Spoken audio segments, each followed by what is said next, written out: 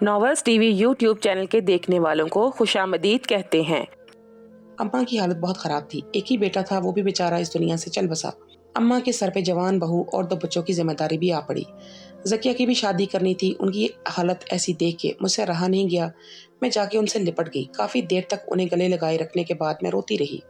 उन्होंने मेरे पाँव का पूछा। एहतिशाम ने उन्हें तसल्ली दी और कहा कि अब से उन लोगों की जिम्मेदारी वो खुद उठाएगा, उन्हें परेशान होने की ज़रूरत नहीं है। अम्मा ने हमें ढेरों दुआएं दी। वहाँ से निकल के हम ऑफिस गए। एहतिशाम अपने कामों में मसरूफ़ हो गया और मैं रेस्ट रूम में सोफे पे पाँव फैलाए बैठ गई।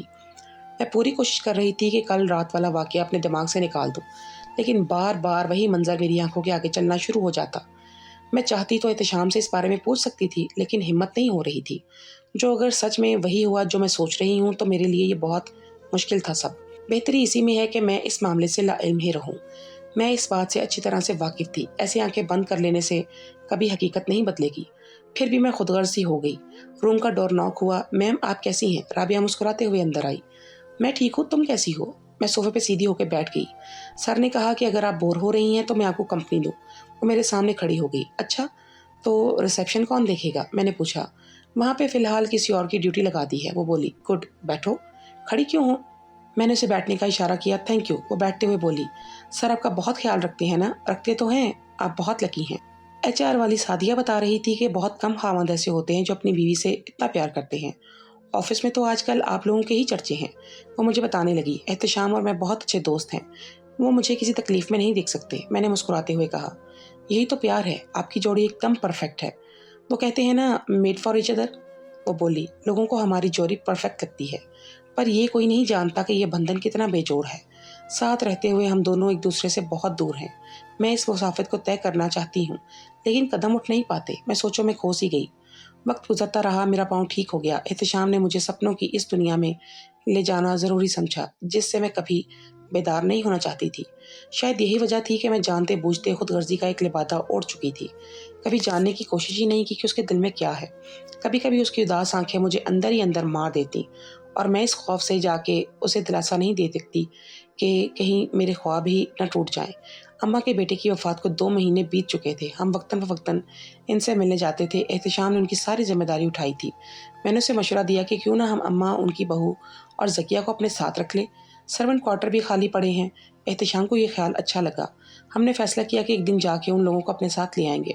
बीना, मैं किचन में रात का खाना बना रही थी। एहतिशाम की आवाज़ में मैंने मुड़ के देखा तो वो मेरे पीछे खड़ा था। जी?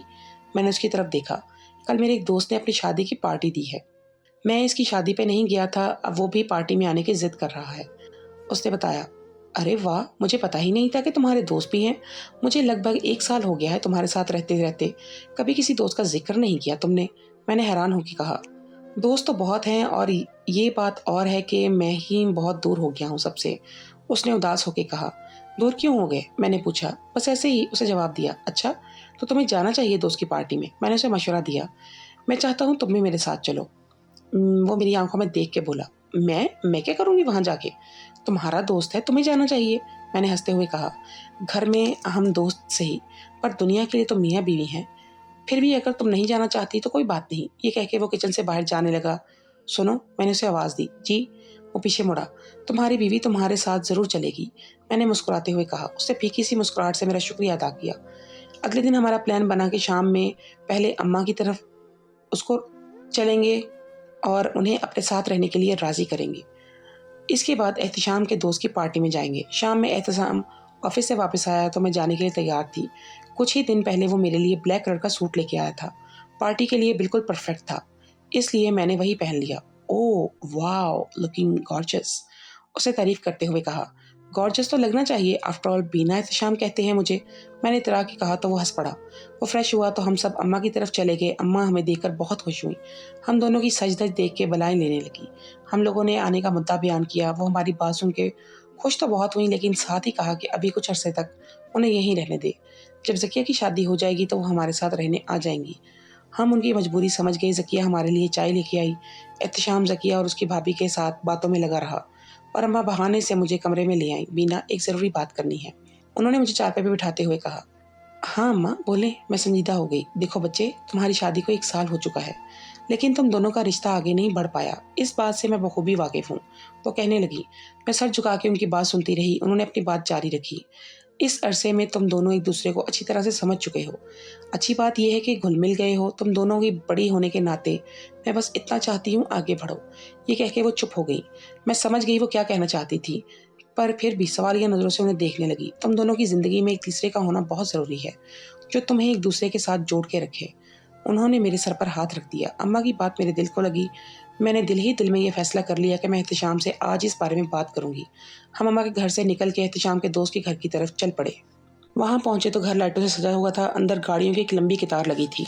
एहतिशाम ने गाड़ी पार्क की और मैंने गिफ्ट पैक हाथ में पकड़ा और घर के अंदर हम दाखिल हो गए। अंदर लोगों का काफ़ी रश था। मैं समझ रही थी कि अगर दोस्तों की ही पार्टी है तो चंद एक लोग होंगे, लेकिन यहाँ तो काफ़ी लोग जमा थे, जिनमें मर्द भी थे और ख़वातीन भी। एहतिशाम का दोस्त जिसकी शादी हुई थी, वो अपनी बीवी के हमरा हमारी तरफ बढ़ा, पास के आके इस्तकबाल किया। Ladies and gentleman, may I have your attention please. उसने ऊंची आवाज़ में सभी मेहमानों को अपनी तरफ मतवज्जो किया। आज एहतिशाम अहमद साहब ने हमें शर्फ बख्शा कि 1 साल के बाद हम इनका दीदार कर सकें।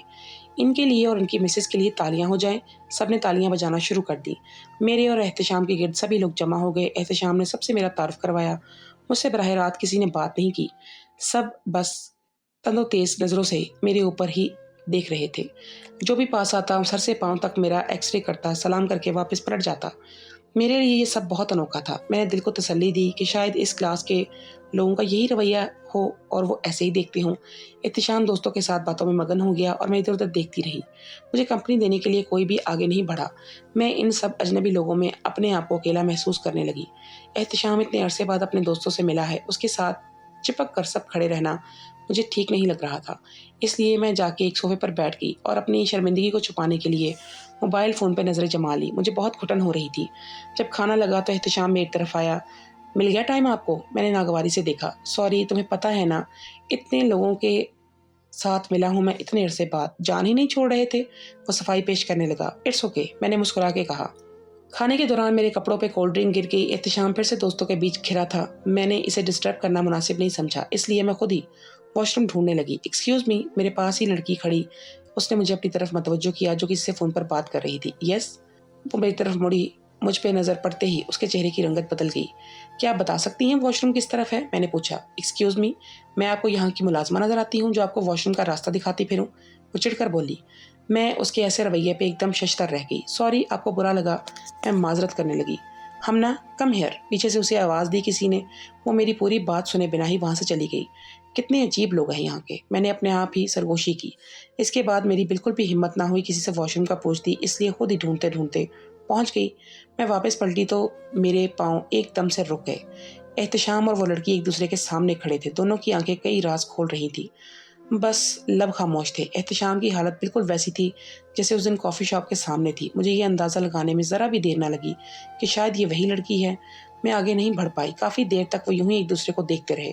फिर वो लड़की वहाँ से चली गई। तब मैं एहतिशाम की तरफ बढ़ी और पीछे से उसका कंधा थपथपाया। वो मेरी तरफ मुड़ा और मुस्कुरा कर देखने लगा और कहा, घर चलें? मैंने भी मुस्कुराते हुए सर हिलाया। पूरा रास्ता हम खामोश ही रहे। मैंने एहतिशाम से इस लड़की के बारे में कोई सवाल नहीं किया। हम जाते ही बिस्तर पर लेट के और हमेशा की तरह एक दूसरे की तरफ पुश करके लेटे रहे। एहतिशाम, मैंने उसे आवाज़ दी। जी। उसे जवाब दिया। मुझे नींद नहीं आ रही। मैं उठ के बैठ गई। तो मेरे लिए क्या हुक्म है मलका आलिया? उसे जवाब दिया। उठो, एक खेल खेलते हैं। मैंने उसके बाजू से उसे पकड़ा। इस वक्त कौन सा खेल? वो उठ बैठा। देखो, खेल ऐसा है कि मैं कुछ नाम लूँगी और तुम्हारे दिमाग में वो नाम सुन के जो चीज़ पहले आए वो फ़ौरन बतानी है। तुम्हारे पास सोचने के लिए 5 सेकंड होंगे। मैंने उसे खेल समझाया। अच्छा बाबा, ठीक है। वो खेलने के लिए तैयार हो गया। मैंने खेल शुरू किया। Hina, best friend. अम्मा, बेलौस इंसान। ज़किया, बहन जैसी। बीना, 5 सेकंड गुजर गए लेकिन कोई जवाब नहीं आया। हमना, कोई जवाब नहीं आया। तुम हमना को कैसे जानती हो? वो चौंक के बोला। बस देख लो। मैंने कंधे उचकाए। वो चुप हो गया। एहतिशाम, हम अच्छे दोस्त हैं ना? उसे सर हिलाया। सच बताना, तुम हमना से प्यार करते थे? मैंने पूछा। उसे नजरें झुका ली। तुम नहीं बताना चाहते तो मत बताओ। मैंने खफकी से उसकी तरफ देखा। बाबा के बाद अगर मैंने किसी को टूट के चाहा था तो वो हमना ही थी। उसकी आंखें बरस पड़ी। फिर तुम्हें हिना के लिए कुर्बानी देनी पड़ी? मैंने उसकी आंखों में देखा। उसने फिर से नजरें नीचे कर ली। मैं हमना को उसकी मोहब्बत दिलाने में कामयाब हो गया, लेकिन अपनी मोहब्बत पाने में नाकाम रहा। मैंने उसे ऐसे मोड़ का पे आके हमना को छोड़ दिया जब उसे सबसे ज़्यादा मेरी ज़रूरत थी। मेरे दिल पे ये बोझ है। وہ مجھے सांस لینے نہیں دیتا, میں تل تل مرتا رہتا ہوں. جس دن میرا تم سے نکاح ہوا اسی دن ہمنا اپنا سب کچھ چھوڑ کے کورٹ میں میرا انتظار کر رہی تھی, پر میں اس وقت پہنچ نہیں پایا. اس نے اپنے دونوں ہاتھ چہرے پر رکھ دیے اور پھر رونے لگا. وہ گھٹ گھٹ کر رو رہا تھا. میں حواس پاکتا اسے سنتی رہی, پھر اپنا ہاتھ اس کے کندھے پہ رکھ دیا, لیکن میرے پاس تسلی کا کوئی لفظ موجود نہ تھا. میں پھر سے اپنی کروٹ لیٹ گئی اور وہ اپنی کروٹ. صبح اٹھ کے ہم دونوں ایک دوسرے سے نظریں چراتے رہے. وہ آفس چلا گیا اور میں اپنے ارادوں کو انجام دینے لگی. جب میں پہلی بار تمہیں ملی تھی تو میرے دل میں تمہارے لیے نفرت کے سوا کچھ نہیں تھا, لیکن جیسے جیسے وقت گزرتا گیا وہ نفرت محبت میں بدل گئی. تم میرے لیے میرا سب کچھ بن گئے. بیتے 1 سال میں میری دنیا تم سے شروع ہو کے تم پہ ہی ختم ہوتی تھی, لیکن تم اپنے حصے کی محبت پہلے ہی کسی اور کے نام کر چکے ہو, اور میں تمہارے لیے بس ایک فرض ہوں جسے تم بخوبی نبھا رہے ہو. میں جانتی ہوں اپنی خوشیوں کا گلا گھونٹ کے کسی اور کو خوش رکھنا بہت ہی کٹھن ہوتا ہے, لیکن تم بنا کسی شکایت کے ہر روز یہ قربانی دیتے آ رہے ہو. جو محبت میں تم سے کرتی ہوں اس کا یہی تقاضا ہے کہ میں تمہیں تمہاری زندگی جینے کا ایک اور موقع دوں. میں چاہتی ہوں کہ تم ہمنا کی طرف لوٹ جاؤ, اور میں یہ بھی جانتی ہوں کہ جب تک میں تمہاری زندگی میں رہوں گی یہ ممکن نہیں ہو پائے گا. اس لیے میں اس بے جوڑ بندھن سے تمہیں ہمیشہ ہمیشہ کے لیے آزاد کرتی ہوں. تم نے مجھے ہمدردی میں اپنایا تھا, میں تمہیں محبت میں چھوڑ رہی ہوں. میں نے کاغذ کے ایک ٹکڑے پہ یہ تحریر لکھ کے احتشام کے لیے چھوڑ دی اور خود انجانے راستوں پر نکل پڑی. 1 سال بعد آپ خوامخواہ اتنی پریشان ہو رہی تھی, دیکھا سب کچھ کتنے آرام سے نمٹ گیا. میں نے مسکراتے ہوئے خالہ کی طرف دیکھا, وہ میری طرف آئیں. بینا بیٹا, یہ سب تمہاری وجہ سے ہوا ہے. اگر تم نہ ہوتی تو اتنی بڑی ذمہ داری پوری کرنا میرے بس میں کہاں تھا. انہوں نے میرا گال تھپ تھپایا. یہ صرف میری وجہ سے نہیں بلکہ ہم دونوں کی وجہ سے ممکن ہوا ہے. میں نے ان کا ہاتھ اپنے ہاتھ میں لیا. بینا, وہ میری آنکھوں میں دیکھ کے بولی. جی, میں نے جواب دیا. تم نے کیا سوچا ہے؟ انہوں نے پوچھا. کس بارے میں؟ میں نے سوال کیا. اپنی زندگی کے بارے میں. میرا مطلب تم کب تک ایسے؟ وہ بولی. میری زندگی بالکل ٹھیک جا رہی ہے. رابعہ کے بعد آپ اور دانی میرے ساتھ ہیں, اور احتشام بھی تو ہے. احتشام سے یاد آیا, ابھی تو اسے رابعہ کی شادی کے بارے میں سب کچھ بتانا ہے. میں یہ کہہ کے کمرے کی طرف بڑھ گئی. احتشام, بالآخر رابعہ کی شادی ہو گئی. خالہ اس کی شادی کو لے کر اتنی پریشان تھیں کہ پوچھو مت, لیکن اللہ کا لاکھ لاکھ شکر ہے کہ سب کچھ بڑے آرام سے ہو گیا. رابعہ کی رخصتی کے وقت مجھے اپنی رخصتی یاد آ گئی. تمہیں یاد ہے میں کتنا روئی تھی؟ مجھے تو ایسے لگا تھا کہ جیسے موت کی طرف بڑھ رہی ہوں میں, پر جیسے تم نے میرا ہاتھ تھاما سب کچھ بدل گیا. تم ایک اجنبی تھے, پر اب زندگی کا ایسا محور ہو جس کے گرد میری تمام خواہشیں, جذبات اور خوشیاں گردش کرتی ہیں. تمہارا اور میرا ساتھ امر ہو گیا ہے, جو میری آخری سانس تک ایسے ہی قائم رہے گا. میری کل کی مارننگ کی ڈیوٹی ہے تو ہسپتال جلدی پہنچنا ہے. میں اب سوتی ہوں. تم اپنا بہت خیال رکھنا. Good night. میں نے ڈائری تکیے کے نیچے رکھی اور آنکھیں بند کر لی. 1 سال پہلے جب میں احتشام کو چھوڑ کے نکلی تھی تو میرے پاس رہنے کو گھر تھا, نہ کہنے کو کوئی اپنا. ماں باپ کے گھر لوٹ کے جانا میرے ضمیر کی موت تھی, اس لیے میں نے وہ راستہ چنا ہی نہیں. اللہ پاک کی ذات مسبب الاسباب ہے. احتشام کے آفس میں کام کرنے والی ریسیپشنسٹ رابعہ میرے لیے مسیحا بنی. جب میں نے اسے فون کر کے مدد مانگی تو نہ صرف اس نے مدد کی بلکہ اپنی چھوٹی سی فیملی کا حصہ بھی بنایا. رابعہ احتشام کے آفس کی نوکری چھوڑ کے ایک ہسپتال میں نرس لگ گئی. میں نے بھی رابعہ اور اس کی ماں کے مشورے سے نرسنگ کورس مکمل کر لیا اور 6 مہینے قبل ایک پرائیویٹ ہسپتال میں نوکری شروع کر دی. وقت بھی کس ظالم چیز کا نام ہے, کہاں میں ایک MBBS ڈاکٹر بننے کے سپنے دیکھتی تھی اور کہاں قسمت نے ایک نرس بنا دیا. میں بے شک احتشام سے بہت دور چلی آئی تھی, لیکن اس کا نام اپنے نام سے کبھی مٹنے نہ دیا اور نہ ہی میرے دل میں اس کے لیے محبت کم ہوئی. میں نے خیالوں کا ایک ایسا احتشام بنا لیا جو ہر پل میرے ساتھ ہوتا, جس سے میں محبت کرتی اور دل کی ہر بات کرتی. پورے دن کی آپ بیتی ڈائری پہ آ کے ایسے لکھتی جیسے احتشام میرے سامنے ہی بیٹھا میری ہر بات سن رہا ہو. میں اس زندگی سے مطمئن تھی. احتشام کی خوشیوں کی دعائیں ہر پل میرے لبوں پہ ہوتی. آنکھ کھلتے ہی میری نظر وال کلاک پہ تھی. 8:30 بج چکے تھے. میں ہڑبڑا کے اٹھ بیٹھی, 10 منٹ میں تیار ہوئی اور ہسپتال کی طرف نکل پڑی. خالہ آوازیں دیتی رہی کہ ناشتہ کر لوں, لیکن میں پہلے ہی بہت لیٹ تھی. ہسپتال پہنچتے پہنچتے 40 منٹ لگنے تھے. میں جیسے ہی وارڈ میں داخل ہوئی سسٹر شازیہ میری طرف دوڑتی ہوئی آئی. بینا, اس نے مجھے پیچھے سے آواز دی. میں مڑ کے اس کی طرف دیکھنے لگی. بچو, آج خیر نہیں ہے تیری. ہیڈ نرس کے عتاب سے تمہیں کوئی بچا نہیں سکتا, اس نے اپنی چھوٹی چھوٹی آنکھیں پھیلاتے ہوئے کہا. اف, بس آدھا گھنٹہ تو لیٹ ہوں. ہیڈ نرس کو تو میرے ساتھ کوئی ازلی دشمنی ہے. میں نے چڑ کر کہا. اب کوسنا بند کرو اور جلدی چلو, وہ تمہیں بلا رہی ہیں. شاید تمہاری ڈیوٹی گائنی وارڈ سے بدل دیں. شائستہ نے ایک اور خبر بری سنائی. ارے کچھ دن پہلے ہی تو میری ڈیوٹی چینج ہوئی. پھر سے؟ میں تللا گئی. میں شائستہ کے ساتھ ہیڈ نرس کی طرف چل پڑی. جیسے میں ان کے سامنے پہنچی تو اس نے تیوری چڑھا لی. सिस्टर बीना, लगता है आपका काम में दिल नहीं लगता, या फिर ये नौकरी आपके लिए कोई मायने नहीं रखती। हमेशा की तरह वो मुंह से आग बरसाने लगी। नहीं मैम, वो कल मेरी बहन की शादी थी तो घर में काम काफ़ी था, इसलिए। मैं सर झुका के बोली। प्राइमरी स्कूल के बच्चों वाले बहाने हैं आपके। अगर आपका दिल नहीं है तो ये जॉब छोड़ के जा सकती हैं। तुम्हारे तबके की लड़कियों का यही तो मसला है, नौकरी नहीं मिलती तो आंसू बहाती रहती हैं, और जब मिल जाए तो नखरे ख़त्म नहीं होते। मुझे आपकी रिपोर्ट करनी ही पड़ेगी। वो धमकी लगाने लगी। मैं सर झुका के खड़ी रही। रूम का दरवाज़ा खुला। सिस्टर, मेरे वार्ड में जल्दी से एक नर्स भेज दी। वहाँ बस सिस्टर शाजिया हैं, उनके लिए सारे पेशेंट संभालना बहुत मुश्किल है। डॉक्टर असद इकराम की आवाज़ मेरे कानों में पड़ी, जो हेड नर्स से मुखातिब थे। उफ या अल्लाह, इस आदमी से बचाना मुझे। मैंने दिल ही दिल में दुआ की, पर शायद कबूलियत की खड़ी नहीं थी। सिस्टर बीना, आप सर्जिकल वार्ड में सिस्टर शाजिया के साथ ड्यूटी करेंगी। जल्दी से वार्ड में पहुंचे। मुझे ऐसे लगा जैसे हेड नर्स ने कोई उम्र कैद की सज़ा सुनाई हो। जी मैम। मैं ये कह के पीछे मुड़ी। डॉक्टर असद वहाँ से जा चुके थे। मैं सर्जिकल वार्ड में पहुंची और सिस्टर शाजिया को सलाम करके अपना बैग दराज में रखा। बीना प्लीज़, डॉक्टर असद को उनके कैबिन से बुला लाओ, पेशेंट काफ़ी सीरियस है, सिस्टर शाजिया ने कहा, और मैं जल्दी से डॉक्टर के कैबिन की तरफ मुड़ गई। डोर नॉक किया। कम इन, आवाज़ आई। मैं दरवाज़ा खोल के अंदर दाखिल हुई। यस। उनका ध्यान मोबाइल पे था। सर, पेशेंट काफ़ी सीरियस है, आपको चलना होगा, मैंने कहा।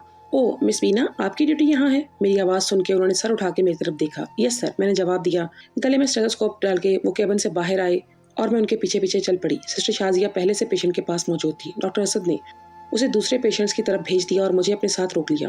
पेशेंट का बीपी काफ़ी शूट कर गया था। थोड़ी देर की तगोदो के बाद उसकी हालत नॉर्मल होने लगी। डॉक्टर असद अपने कैबिन की तरफ जाने लगे और मैं पेशेंट के पास रुक गई। मिस बीना, उन्होंने जाते जाते आवाज़ दी। चारों ने चार मुझे भी उनके पीछे पीछे जाना पड़ा। मैं कैबिन में दाखिल हुई तो उन्होंने मुझे बैठने का इशारा किया। नो थैंक यू, मैं ठीक हूँ। मैंने बैठने से इनकार कर दिया। मिस बीना, आपने क्या सोचा? उसने मेरी आंखों में देखते हुए कहा। सर, किस बारे में? मैं अनजान बनने लगी। आप बखूबी जानती हैं मैं किस बारे में बात कर रहा हूँ। उन्होंने मुझे घूरा। सर, अगर आपका सवाल आज भी वही है तो यकीन जानिए मेरा भी जवाब नहीं बदला।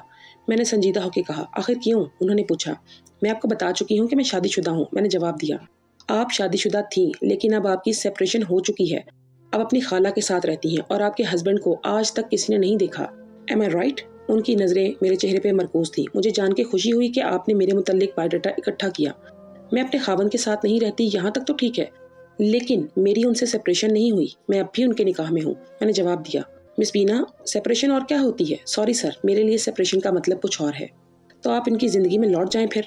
मैं उनकी ज़िंदगी में लौट जाऊँ या नहीं, उससे हमारे रिश्ते पे फ़र्क नहीं पड़ता। आई डोंट नो आप इतनी समझदार हैं या फिर भी ऐसी बेवकूफ़ी क्यों? जिस बंदे ने आपको मुड़ के नहीं देखा, आप फिर भी उसकी सहारे ही जी रही हैं। Sir, it's my personal matter, I know, पर अब मेरा भी ये पर्सनल मैटर बन चुका है। सीधी सी बात है, मैं आपको पसंद करता हूँ और शादी करना चाहता हूँ। मुझे आपके माजी से कोई लेना देना नहीं है। सर, मेरा जवाब अब भी वही है, मैं शादीशुदा हूँ। ओ कम ऑन बीना, क्यों अपनी ज़िंदगी तबाह कर रही हो? चंद हज़ार की नौकरी करती हो, मैं तुम्हें एक बेहतर ज़िंदगी दे सकता हूँ। वो सीट से उठ के खड़े हुए। बेहतर ज़िंदगी? आपके हिसाब से बेहतर ज़िंदगी क्या होती है? बेहतर ज़िंदगी ये है कि तुम्हें ये छोटी सी नौकरी ना करनी पड़े, अपनी ख्वाहिशों को ना मारना पड़े, अच्छा घर, खाना और पहनना, ये बेहतर ज़िंदगी है। चलें, मैं आज आपको अपना तारुफ कराती हूँ। बीनिश अशफाक, फैसलाबाद के मशहूर टेक्सटाइल बिजनेसमैन की लाडली बेटी, जिनके पास दौलत जायदाद बेबहा है। लाहौर की मशहूर सॉफ्टवेयर कंपनी के मालिक एहतशाम अहमद से शादी करके बीनिश एहतशाम बनी। शादी करने के बाद भी एक पुरअसाइश ज़िंदगी मुयस्सर थी। अब मैं आपसे पूछती हूँ कि जो ज़िंदगी मैं छोड़ के आई हूँ, क्या उससे भी बेहतर ज़िंदगी आप मुझे दे सकते हैं? मैंने उनकी आंखों में आंखें डाल के पूछा। उनके पास कोई जवाब मौजूद न था। बेहतर ज़िंदगी कभी दौलत से नहीं खरीदी जा सकती। पता है बेहतर ज़िंदगी किसे कहते हैं? जब आप अपना सब कुछ किसी के लिए कुर्बान कर दो, तब जाके बेहतर ज़िंदगी मिलती है। और अल्लाह का शुक्र है मैं एक बेहतर ज़िंदगी जी रही हूँ। मैंने अपनी बात मुकम्मल की और उनके कैबिन से बाहर जाने लगी। मिस बीना, उन्होंने आवाज़ दी। Beenish Ehtesham Ahmed, remember my name, मैंने मुड़ के जवाब दिया। ओके सॉरी, बस एक सवाल का जवाब दे दे। वो बोले। जी पूछे, मैंने कहा। एहतशाम ने आपको क्यों छोड़ा? उन्होंने सवालिया नज़रों से मुझे देखा। सर, एहतशाम ने मुझे नहीं छोड़ा, मैंने एहतशाम को छोड़ा, मैंने जवाब दिया। क्यों? क्या तुम उसके साथ खुश नहीं थी? उन्होंने एक और सवाल किया। खुशी बहुत छोटा लफ्ज़ है। एहतशाम के साथ गुजरा हर एक पल बिल्कुल ऐसे था जैसे मैं किसी जन्नत में हूँ। फिर क्यों छोड़ा? कुछ फैसले जितने कठिन होते हैं उतने ही नागुज़ेर भी, मैंने जवाब दिया। इसमें क्या मसलहत? जब दोनों एक दूसरे के साथ खुश थे, फिर जुदा होकर तड़पना क्यों चुना? उनके सवाल ख़त्म ही नहीं हो रहे थे। हमारे मामले में तकसीम कुछ इस तरह से थी कि जुदाई मेरे हिस्से में आई और खुशियाँ उसके हिस्से में। तुम कैसे कह सकती हो कि वो खुश है? उन्होंने सवालिया नज़रों से मुझे देखा। मेरी कुर्बानी के बाद भी अगर वो खुश नहीं है तो मेरा शिकवा इस ज़ाते पाक से है। मैंने आसमां की तरफ इशारा करके कहा। तुमने कभी मुड़ के देखा वो कहाँ है और किस हाल में है? उन्होंने पूछा। नहीं देखा। डरती थी कि अगर मैंने मुड़ के देखा तो उसकी खुशियों को कहीं ग्रहण न लग जाए। ये कह के मैं उनके कैबिन से बाहर निकल आई। अस्पताल से ड्यूटी ऑफ हुई तो मैं घर वापस पहुंची। भूख नहीं थी इसलिए खाना खाए बिना ही जाके बिस्तर पे लेट गई, पर नींद नहीं आ रही थी। डॉक्टर असद की एक बात बार बार मेरे दिमाग की घंटियां बजा रही थी। तुम कैसे कह सकती हो कि अपनी जिंदगी में खुश है? तुमने तो कभी मुड़ के खबर तक नहीं ली। दिल अजीब सी कश्मकश में था। दिमाग दिल को तसल्लियां देता रहा, पर दिल था जो कुछ सुनने को तैयार न था। रात भर नींद नहीं आई। अस्पताल पहुंची तो सिस्टर शाजिया पहले से ही वार्ड में मौजूद थी। कल काफी मरीजों को जनरल वार्ड में शिफ्ट किया, इसलिए आज सर्जिकल वार्ड में मरीजों का रश कम ही था। सिस्टर बीना, शाजिया मेरे पास आके बोली। जी, मैंने जवाब दिया। डॉक्टर असद इकराम कैबिन में मौजूद नहीं है, मैं उन्हें बुला के लाती हूँ। 4 नंबर बेड वाला पेशेंट काफी सीरियस है, तब तक तुम इसे एक इंजेक्शन लगा दो। वो मेरे हाथ में इंजेक्शन थमाए वार्ड से बाहर चली गई। मैं जल्दी से पेशेंट के बेड की तरफ गई। पेशेंट के चेहरे को ढका हुआ था, वो बिल्कुल कोई हरकत नहीं कर रहा था। मैं घबरा गई। मैंने उसका हाथ ऊपर उठाया और नब्ज चेक करने लगी। उसकी नब्ज तो ठीक चल रही थी, लेकिन मेरे दिल की धड़कनें बढ़ने लगी। उसके हाथ की हिद्दत ने मुझे चौंका दिया। मैं जल्दी से पीछे हटी और बौखला के वापस जाने लगी। मेरी कलाई पकड़ के किसी ने मुझे पूरी तरह घुमाया। पता है, तुम्हारी चिट्ठी पढ़ने के बाद मैं हमना के पास गया और कहा कि मैं उसे अपनाने आया हूँ। वो मेरे पास आई, आंखों में देख के बोली, रूह कहाँ है तुम्हारी? तुम तो खाली जिस्म लेके आए हो। इसका मैं क्या करूंगी? उसने मेरी दोनों कलाइयों से पकड़कर मुझे एक झटके से अपने करीब किया। एहतशाम, मेरे कांपते लबों से बस इतना ही निकला। और तब से अब तक मैं अपनी रूह ढूंढ रहा हूँ। गली कूचे छान मारे, पर कहीं से कोई खबर नहीं मिली। और हाँ, तुम्हारे घर भी गया, वहां पे भी कुछ नहीं मिला। पर अपने पराये से पता पूछा, सब अनजान थे। पर मैंने हिम्मत नहीं हारी। मुझे यकीन था कि एक न एक दिन मेरी रूह मेरे जिस्म से आके जरूर मिलेगी। और देखो ना, मिल गई। उसने मुझे अपने बाजुओं पे उठा लिया। एक एक कदम बढ़ाते हुए वो वार्ड से कॉरिडोर में आया। सामने ही डॉक्टर असद इकराम खड़े थे, जिनके चेहरे की मुस्कुराहट साफ बता रही थी कि इस सबके पीछे वही हैं। डॉक्टर्स, नर्सिस और पेशेंट्स की सरगोशियां मेरे कानों में पड़ती रहीं, पर अब की बार मेरी निगाहें उसके चेहरे पे जमी थी। मैं पलकें झपकना भूल गई। सब कुछ एक ख्वाब सा था। दिल धड़कना भूल गया था और सांसें थम सी गई। मेरी बाहें उसकी गर्दन के गिर्द हायल थीं और उसकी निगाहें मेरी आंखों के दिल की धड़कनों में सरायत कर रही थी। वो देखो, उसने आंख के इशारे से सामने देखने को कहा। मेरी नजरें उस तरफ उठी। मेरे सभी रिश्तेदार, माँ बाप, काशिफ भाई, हिना, फरजाना, मुमानी, मामू, नाना और पुप्पो एक कतार में खड़े मुस्कुरा रहे थे। मैं भी मुस्कुरा दी और फिर से मेरी निगाहें एहतशाम के चेहरे का तवाफ करने लगी। मैं कहाँ हूँ, किस जगह हूँ, किसी बात की कोई खबर नहीं थी। बस मैं उसकी बाहों में थी और मुझे वो उठाए कदम कदम बढ़ रहा था। मलका आलिया, मैं शाही सवारी नहीं हूँ जो अपने हाथों पे उठाए आपको घर तक लेके चलूंगा। उसने आराम से मुझे नीचे उतारा और गाड़ी का दरवाजा खोल के अंदर बैठाया। या तो ये एक हसीन ख्वाब है या फिर मैं मर चुकी हूँ। मैंने अपने आप से सरगोशी की। वो ड्राइविंग सीट पे आके बैठ गया। मेरी आंखों से आंसुओं की एक लड़ी जारी थी। वो अपना चेहरा मेरे चेहरे के पास लाया और मेरे गालों से टपकते आंसुओं पे अपने होंठों को रखकर बंद बना दिया। और वो ज्यादा करीब हुआ। मेरे चेहरे के हर एक कोने से हरकत करते हुए उसने मेरा चेहरा अपने सीने से लगा लिया। मेरा दिल फिर से धड़कना शुरू हुआ और सांसें फिर से चलने। दोस्तों, आज की इस एपिसोड के बारे में हमें अपनी कीमती राय से ज़रूर आगाह कीजिएगा और नेक्स्ट एपिसोड को देखने के लिए चैनल को सब्सक्राइब कर लीजिएगा। आपका बहुत शुक्रिया।